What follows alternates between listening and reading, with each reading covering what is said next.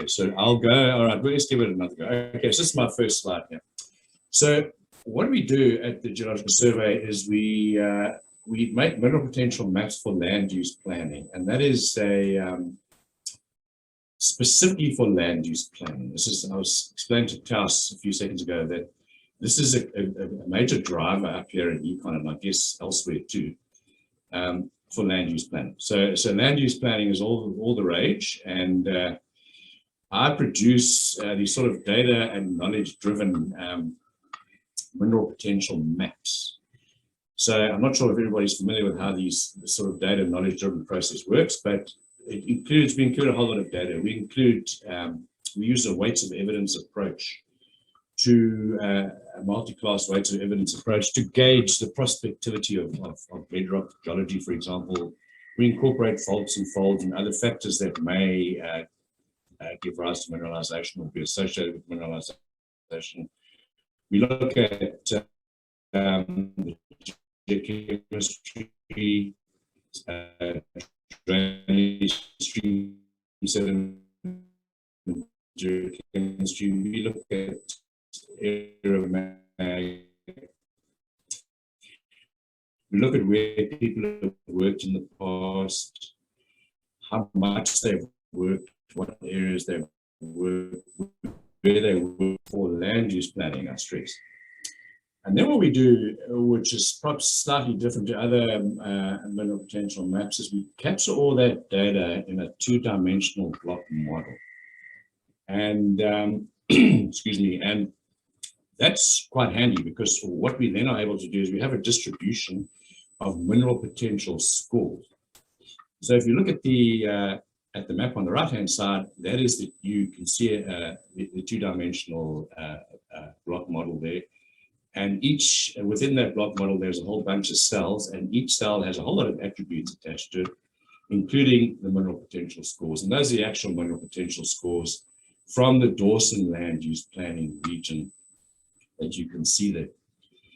And then what we do is we assess this data using a machine learning algorithm that we've developed in-house here at the UPenn Geological Survey. And what it does is it uses a sort of iterative value optimization approach. So the two words of importance there are value and optimization. So when you hear optimization, think of something going up and something going down using the same data parameters. And an example of that would be a sort of pit shell optimization is a value optimization approach. With pit shell optimization, you're looking at a cost, revenue, profit scenario, and you're just juggling around costs and revenues to maximize profit. And this does a similar thing, but similar but different. The process is fully data-driven, which is for me really important, and also it's unbiased, and that's an interesting one because I had always assumed that machine learning was unbiased, and in fact I discovered it's often anything but unbiased, and which to me seems a little bit of a weakness, but ideally it should be unbiased. This is an unbiased process that we use. And the machine learning outputs that we have what we call value optimized mineral potential maps and mineral potential categories. So when you see on the map highly prospective, moderately prospective, and so on, what we've done with that is we sort of turned it around slightly so that these mineral potential categories are machine learning derived and are value optimized. And value optimization is a great thing because you can argue on all sorts of levels about why you should do something, why you shouldn't do something with this particular area, and so on, based on value destruction. In other words, you make decisions such that your value destruction is least, ideally. Anyway, that's the idea. The other thing we can do is we can calculate opportunity costs. So in the land withdrawal process, from an exploration point of view, always involves removing land from explorers. That's what the process involves currently. You're taking away exploration land from explorers who previously were able to explore on that land, allocating it to a different function like a conservation area. And associated with that is a cost. Now, previously people have just said, well, subjectively, that's a good area, that's an okay area, but we should maybe do this, that, the next thing. Now we can say to them, the land use plan is, if you make this decision, this is what the actual physical cost is going to be. So ideally, you want some sort of trade-off to mitigate that cost, and we can now do that. And that, it's caused some quite interesting discussions. Okay, so now, when I first joined, I've only been in the survey for a couple of years. As I said, I was overseas for 30 odd years or whatever. But my task was, we need these land and mineral potential maps for land use planners. Go to it as fast as you can. And so this is the second mineral potential map I produced. It was in October of 2019. And the brief was as follows. If you look at that little Rubik's Cube at the bottom of that map, on the right-hand side, you see mineral potential on the one axis, the y-axis, and confidence on the x-axis. And that was the brief. You must produce a map. You must have 3 mineral potential categories and 3 confidence categories based on how well we know these areas.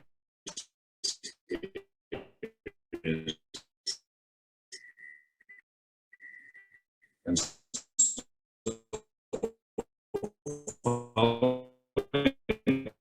I did this, and this is what I produced, and this map is being used, and everybody's happy with it, blah, blah, blah. But to subdivide the mineral potential categories in the area. And that for me was always a weakness. So it worked very well. And the way I did it was I simply took all the mineral potential scores. I transformed the data, because it's always strongly positively skewed, using a log transform or sometimes a square root transform.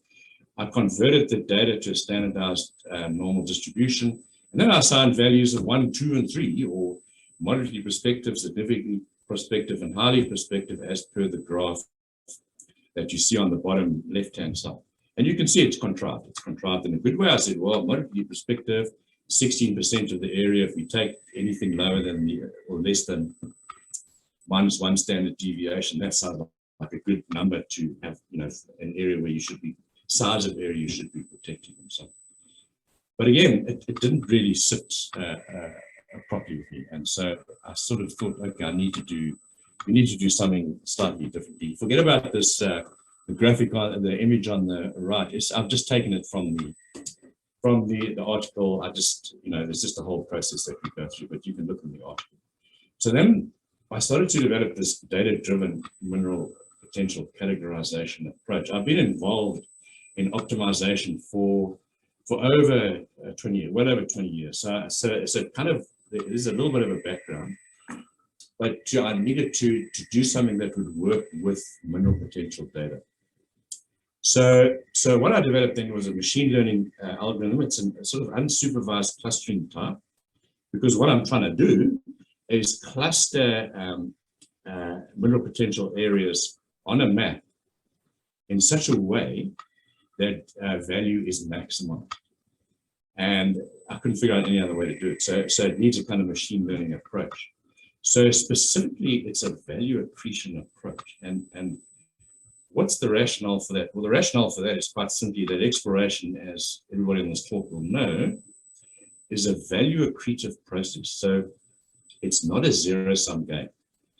When you go to the field, you spend money, you drill or whatever, and you assay.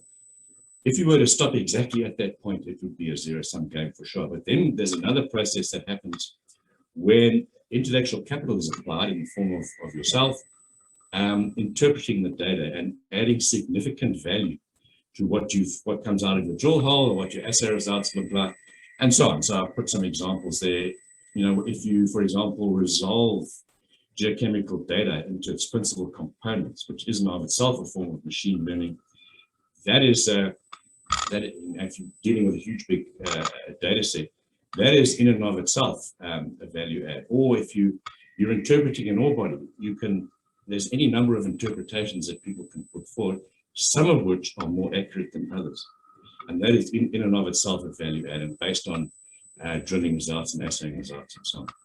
So what the algorithm does is it iteratively converts mineral potential to value based on a set exploration spend. So imagine throughout this talk, when you see the Dawson land use planning area, imagine that it's actually your ground. You stake this ground. This ground now belongs to you, and you're going to spend money on this ground. And we're going to convert mineral potential to value based on how much money you spend.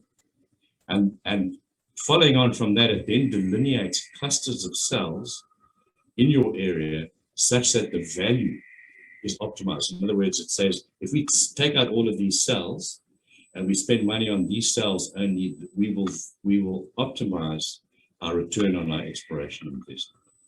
Okay, so that's what the algorithm does, and I've got a couple of slides and we'll just step through them to simplify how the algorithm works. So what we do is we iteratively evaluate ground of progressively increasing mineral potential by withdrawing exploration expenditures from cells of low mineral potential initially, and then once we've done a bit more exploration, we'll withdraw exploration expenditures from cells with the next lowest mineral potential. So what we're doing is iteratively withdrawing exploration expenditures in cells. We start with a cell with the lowest mineral potential. Once we've done our little initial exploration, figure out where those cells are, and then we do a bit more exploration, and then we withdraw exploration expenditures from the next lowest mineral potential cell, and so on. And so what happens is every time you do that, the size of your ground that you're exploring decreases because you're withdrawing money from a cell, but your mineral potential of the remaining area increases.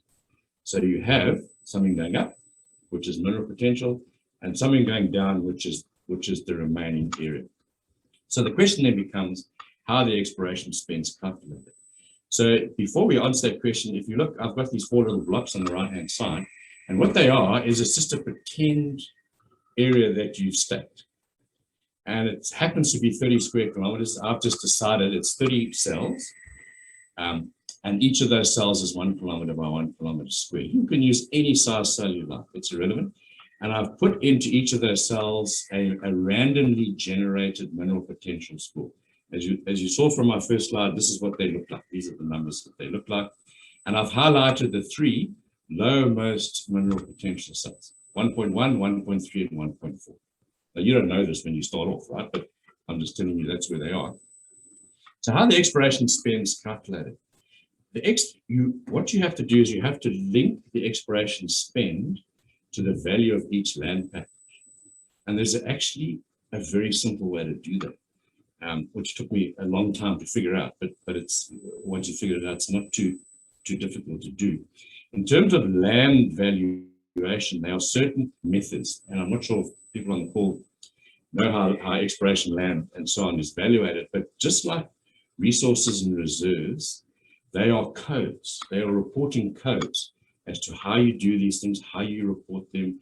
A qualified person, a competent person elsewhere outside North America, but here in North America, a qualified person, have to have 5 years of experience with this type of mineralization and so on. And these are the methods you use, and this is what you have to do. And I've included in that article some references to these various reporting codes. And these are SEC governed codes. I mean, they are just like resources and reserves. It's exactly the same. But it's for property valuation. If you want somebody to value a property, you will call this person. They need to be a qualified person, according to all the rules, etc., etc. And there are a number of ways you can value properties. For more advanced properties, let's say you have a resource, you would use a sort of multiples of metal value in the ground, a million ounces, or value them at $10 for an indicated ounce and $20 for a measured ounce, and so on. And you simply can add it up. Or if you have a reserve, then it's more fortunate, you can use cash flows and discounted cash flow criteria.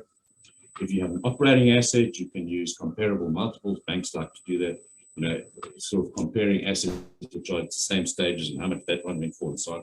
But if you have an early stage exploration project where you do not have that, those things to base your valuation on, then the recommended method is what's called the cost approach to valuation. So I put in quotes there what this actually is. It comes straight out of SimVal, it's called, just like 43101, but it's called SimVal.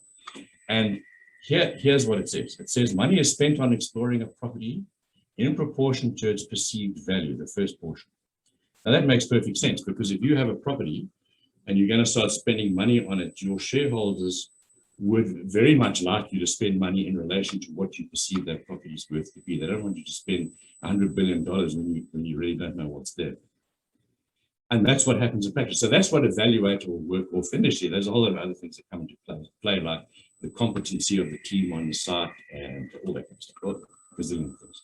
The other important thing is that the scope and the cost of an exploration property reflects an expectation of that property's worth or value. So right away, you have a link, certainly as far as early stage exploration is concerned, between value and mineral potential and exploration spending. So these things all become tied together. And the other thing that statement says is that your exploration spends are going to increase in line with perceived increases in property value. That makes perfect sense. You're going to spend more if you think the value of this property is high. So if you, going back to our little block, our first, we haven't done anything here. We need to do some exploration here. So we know that if we stop exploring in the lowermost mineral potential block, then the average mineral potential of the remaining cells, rather, is going to increase, but the area is going to decrease. And you can follow everything around in a clockwise order as you iteratively stop exploring in cells of lowermost mineral potential, second lowermost mineral potential, and so on and so forth. Your area gets smaller, but your average mineral potential increases.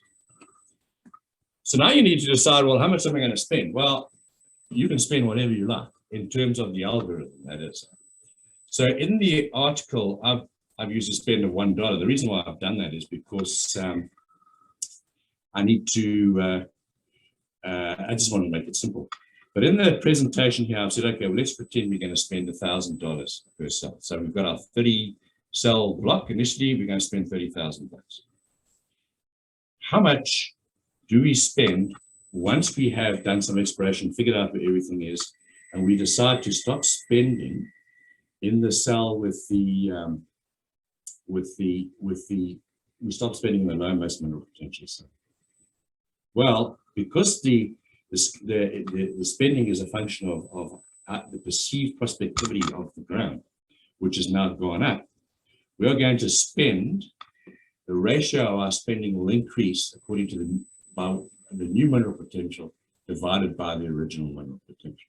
So it increases. I've got a whole lot of heads in front of that, but I think it's about $1,023 per cell, because now we've got a better quality of ground.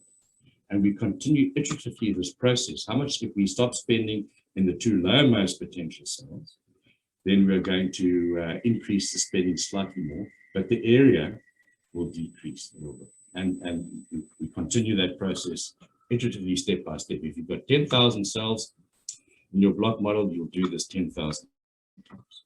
But it doesn't take long. It's actually very quick. The next thing we need to understand is how much value is generated during each iteration. And recall the spend value link. These things are directly linked to each other. So the value generated is the same as the spend, because you're going to spend according to value. Those are the rules in early stage exploration. If you're an evaluator, that's the kind of logic you would use. So if you look at the very first, before we've stopped exploring any particular cells here, we're going to spend $1,000 in each cell. We're going to generate $1,000 because these amounts are inextricably interlinked. So how much we need to then figure out how much value is added? Well, in the first case scenario, when we were exploring over the whole block, zero value is added, because you're you're spending $1,000, you're generating $1,000 in value. So 1,000 minus 1,000 is zero. You're not actually adding any value whatsoever. But now when you apply intelligence and you say, okay, I'm going to stop spending in the lowermost mineral potential cell, you're adding intelligence. I unfortunately cannot see what's on the right-hand side there, but basically what you're doing is you're adding, I think it's $1,000, no, I can remember it's $1,000, 23. So what you're doing is then you're adding $23 per cell, because it's referenced to this very first block over here. as you add value and you iteratively add value on a per cell basis, and you add value, and then as you go through, you add value. $47 in the second one situation down here when you stop withdraw spending from 2 cells.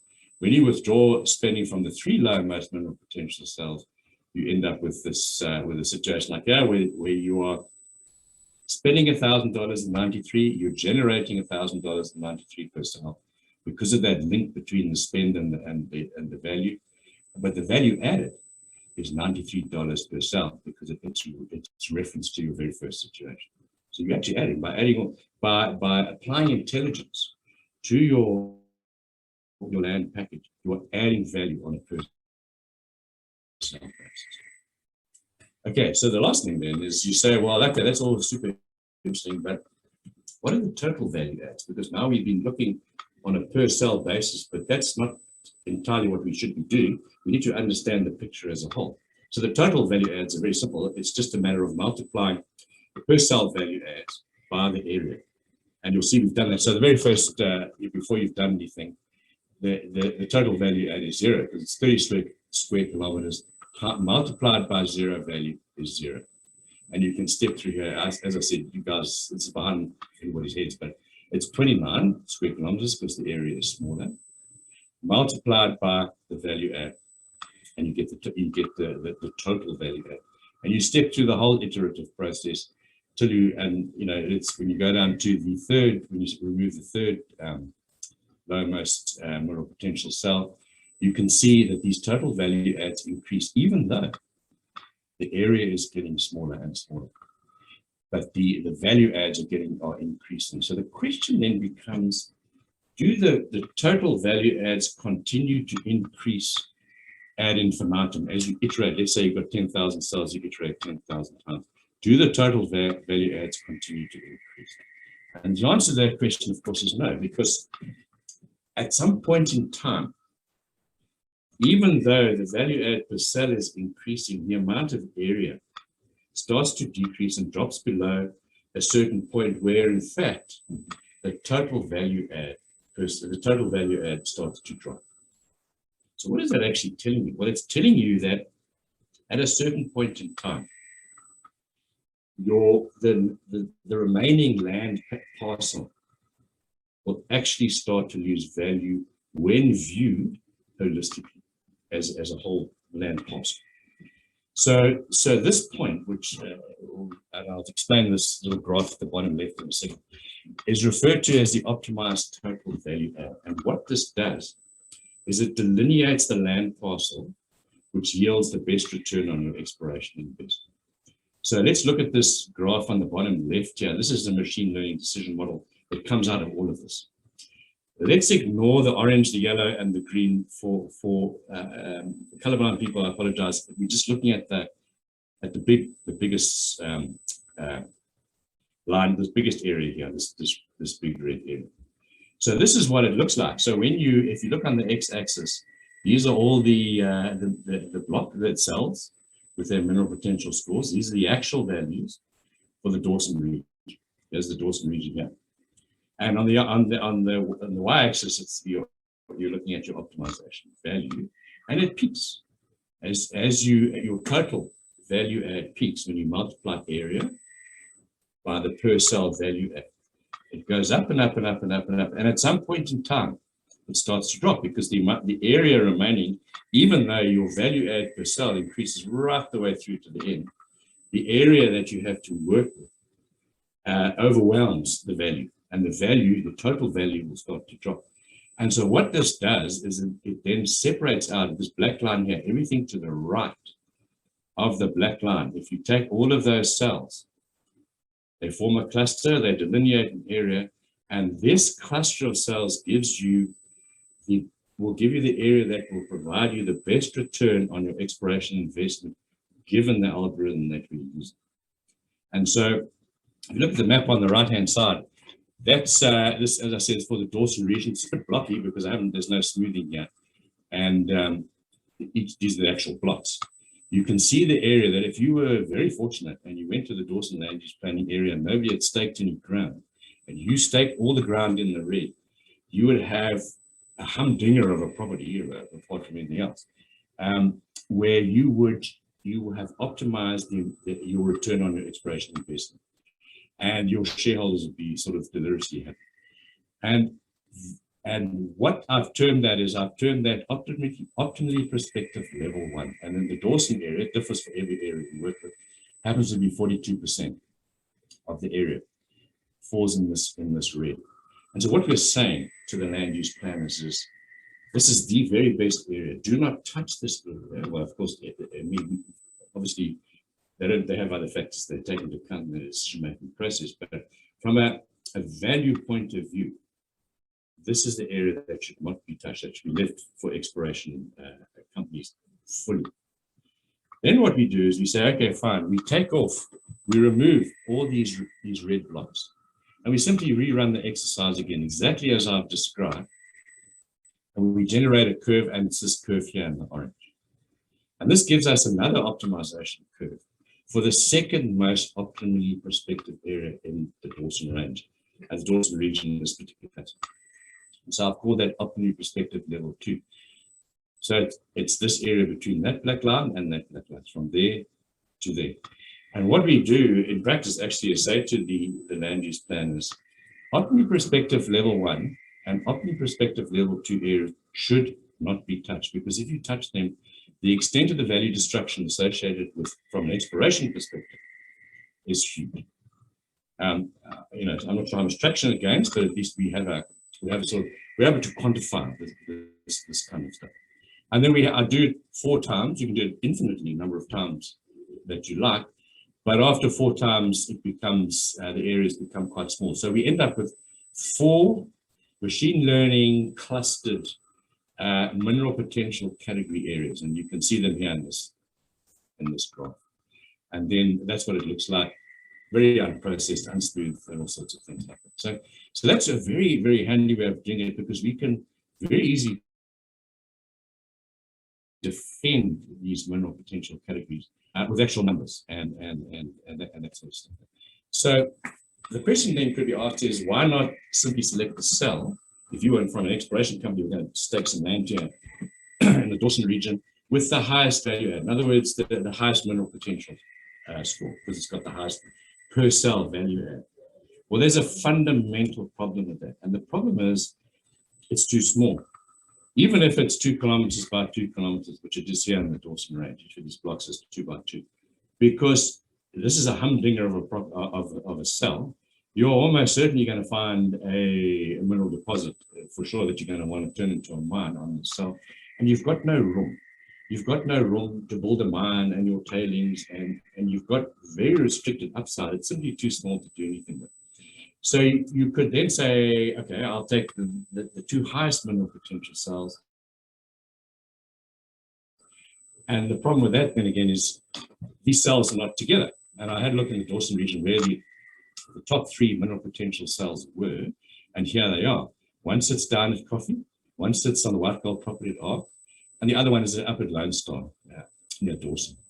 And so if you were going to take the top 3, you'd end up with 1 cell here, 1 cell here, and 1 cell there, and that's not going to help you from the point of view of value, because value, looking at properties, another thing that value looks at is contiguity. You must have coherent land packages. You can't have little blobs stuck all over.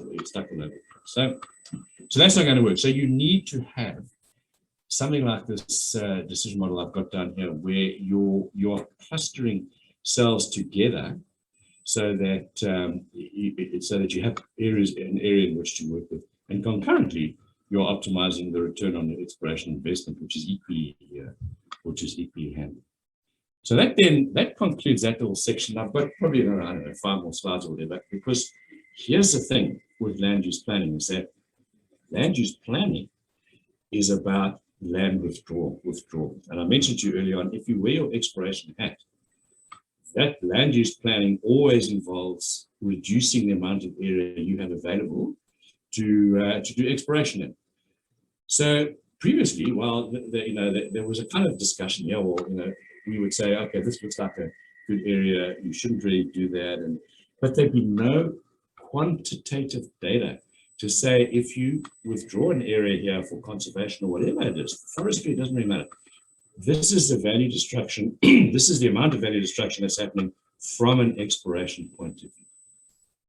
And there's always value destruction. So it's a matter of finding out how much. Why is there always value destruction? Because no ground is completely unprospective. All ground is prospective. Some of it's variable, but it's all prospective to a degree. So, so what we do then is we came up with a method.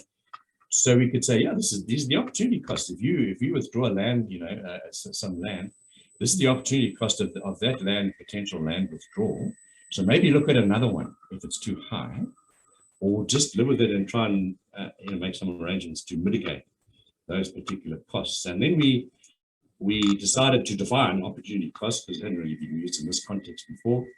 And this is where I defined it in the second bullet point here, which is the percentage reduction in the optimized total value add before and after the land withdrawal. And it's the same process as used before, but you need to take into account mineral potential, the original mineral potential, the mineral potential after a proposed land withdrawal, and so there's one extra step involved, excuse me, in order to obviate bias. You don't want bias. That's the whole point. Otherwise, things become biased. So what I did was here on the slide, I've generated a pretend land use planning area. It's 600 blocks. I've put into these blocks some mineral potential scores, starting from low in the north to high in the south, and they're positively skewed, as they indeed should be, which is what you find. Exploration is a difficult business. They must be positively skewed, otherwise exploration would be too easy. And then I put in two potential land withdrawal areas.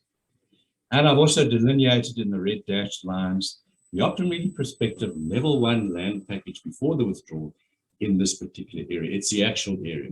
So in other words, if this was a real piece of ground, the area in the red dashed lines is what you would want to stake. You wouldn't really want to worry about the rest of it. If you wanted to optimize the value, your return on exploration investment.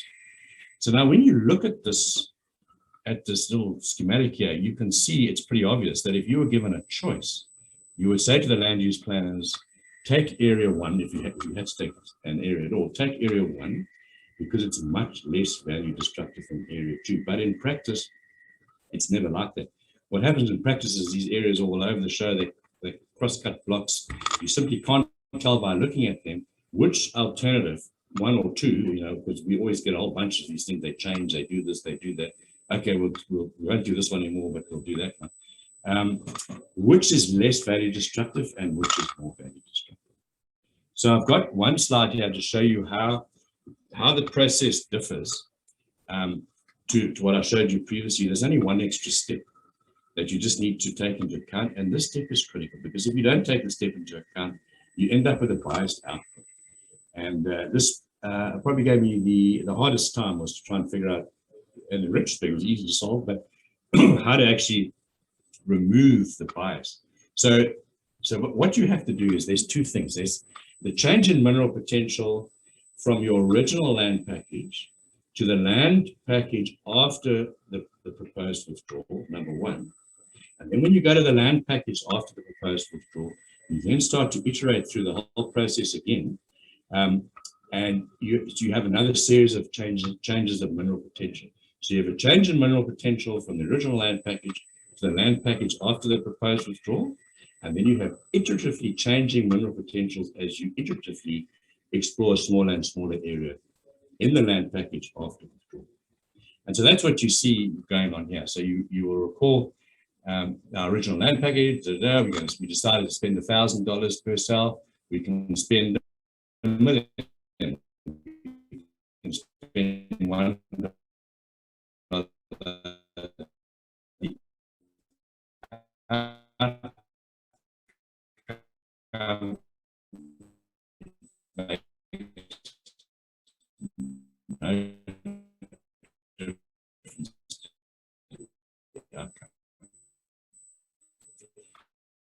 And then you need to take the planet Zorg, and I just discovered Earth, and I had no knowledge of this area, the original area. But you can't that.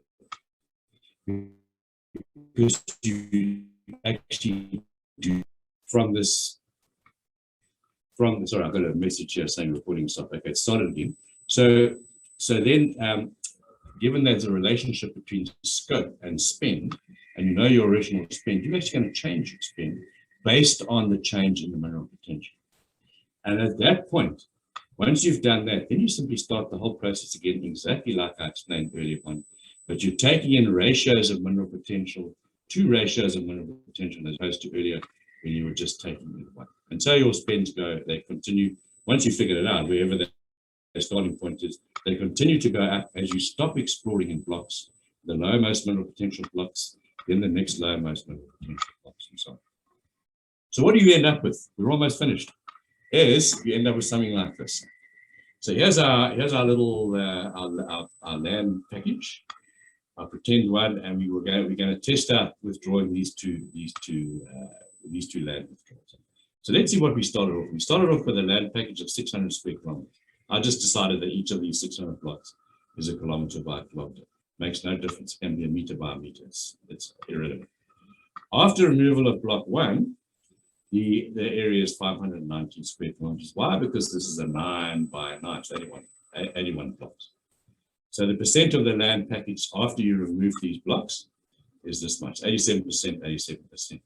The average mineral potential is interesting because, and very pertinent, because this is what it actually is, 3.6. If you take all of these blocks, normally you weight everything because these blocks do not have square boundaries, obviously along the edge of things, but forget about that. It's 3.6. After removal of block 1, the average mineral potential increases by only 0.16. And after if you put that block back and then you remove block 1, the average mineral potential decreases by a lot more than 0.16, even though the area is the same size. And that's because of the strongly positively skewed nature of the mineral potential scores, how they're distributed. And that's super important, as you'll see on the next slide. So when we calculate the optimized value add, the total value add, just like I explained beforehand for this particular scenario. So we're going to calculate the total value add in this little dashed area here. And so it turns out, it comes out to 159,000. What is this number? Well, this number is actually quite easy to understand. You've gone to your area, you've decided to spend $1,000 per cell. So you spent in total $600,000 per cell. I come along to you and I say, okay, look, I'm pretty interested in purchasing some land off you, some of your ground off you. Give me your data. I'm going to do a little assessment on my own. I've got this sort of top secret algorithm that I can suss out all of these, check out all of these things. And I do that and I discover, I work out this area, this optimized total value add area, which you happen not to know about. I did it because I figured out this algorithm. And I calculated it and I come up with the optimized total value add is 159,000, in this case dollars. What I do is I go back to you and say, okay, I will give you the $240,000. There's 240 blocks here. I will give you the $240,000 you spent in this block, and I'll add another $159,000. So I will give you something just shy of $400,000 for this block over here, this block of ground over here. And you think, wow, that's amazing, because it's less than the whole area of the, it's less than half the area. I spent 600,000 on this. Poor guy's going to give me 400,000. But actually, I'm going to score at the end of the day because I've figured out that this is the best area. This area here is going to give you the best return on your exploration investment. So that's what this 159,000 is. So it's an actual real number, and you can use it. Now, if we take off block number 1, if the land use plan say, right, now we're going to remove this area, what is the opportunity cost? What is the value destruction? Actually, in reality, they don't ask me that because they don't really want to know, but I work it out and I tell them this is what the value destruction is.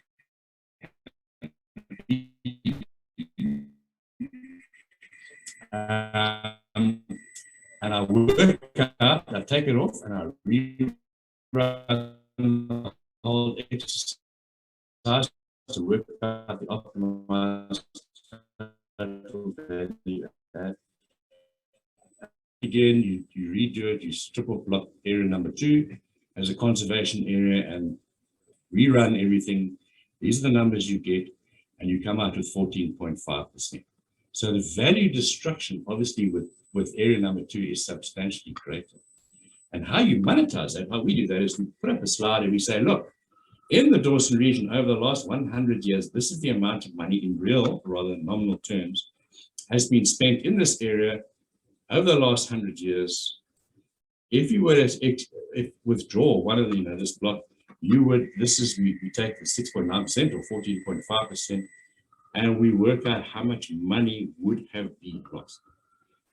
It's not exactly accurate, but it actually gives a number, an actual physical monetary value for people to work with. And obviously, it's huge. And so hopefully it's scary, because then people say, oh, we better just focus on the least value destruction. In this article, there's also developed another method to calculate the degree of value destruction at just looking at this red area outlined in the red dashes here. In other words, your optimal area, your optimized area.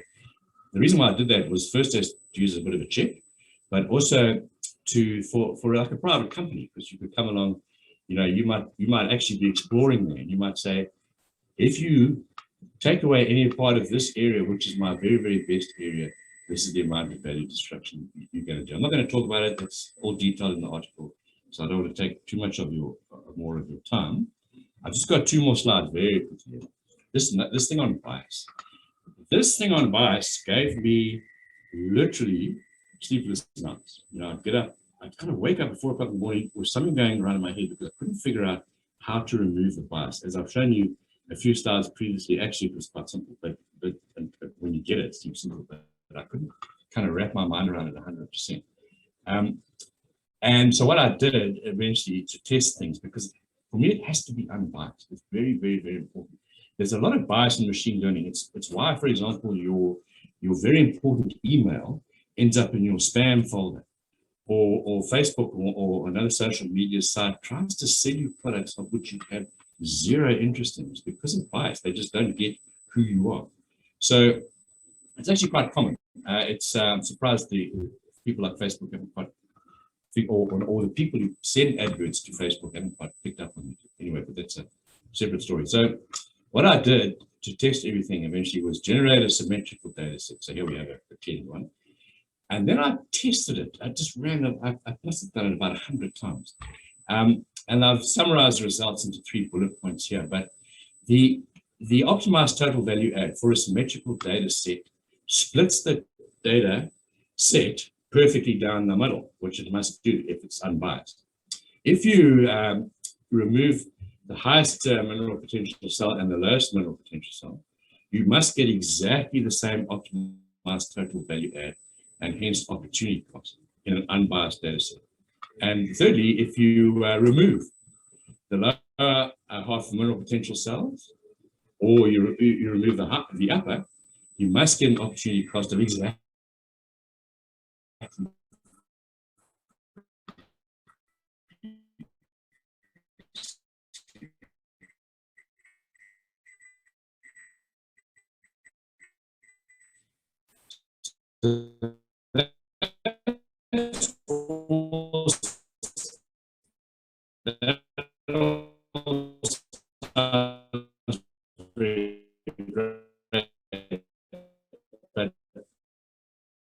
true because of the fact that mineral potential scores are always strongly positively skewed. And so that the algorithm will, when you start removing cells of higher mineral potential, the impact is substantially greater than when you remove cells of lower mineral potential. And so the algorithm selects the land package, which is less value destructive, which contains the cells of low mineral potential. So that works, which is very cool. Which obviously has to, otherwise we couldn't use it. Okay, so the very last slide here is I just wanted to focus on. Oh, sorry, I've got to just cancel that phone call. So what I wanted to focus on here in this very last slide is I think that there are a lot of applications for of sort of this type of thinking in that for the private sector. And so, in many other parts of the world, slightly less so here. And Canada has got to have one of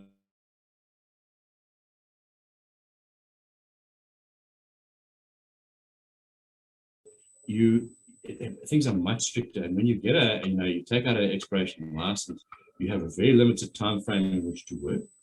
You have to spend a certain amount, or if you don't, you give that what you haven't spent to the government. And the third thing is you have to relinquish ground, and you have to relinquish ground regularly. Generally speaking, at the end of the third year, end of the fifth year, and at the end of the seventh year. And so this is a quite a useful tool to work out which areas you should be relinquishing in order to maintain value to the extent that you can. The other thing is that when people explore, and I always bang on about this when I give these talks, I'm strongly of the view that your focus should not be primarily on finding a mineral deposit, but should focus on adding value. The rest will all take care of itself if the focus is on adding value. And so this is a very useful tool to tell you not only where you should be exploring, but potentially how much money you should be putting into each of your various areas, where you should be looking in order to optimize value. I mean, all these presentations always say we're going to optimize shareholder value, because that's really what companies focus on, particularly the juniors and the mid-tiers, because their interest is often to flip the property. So that's so it's a potential tool for something like that, and it's very easy to update things literally on a daily basis if you've got a GIS guy sitting on site to do that for you. Okay, so that's all I want to say. I hope we haven't gone over too long, and thanks very much for your attendance.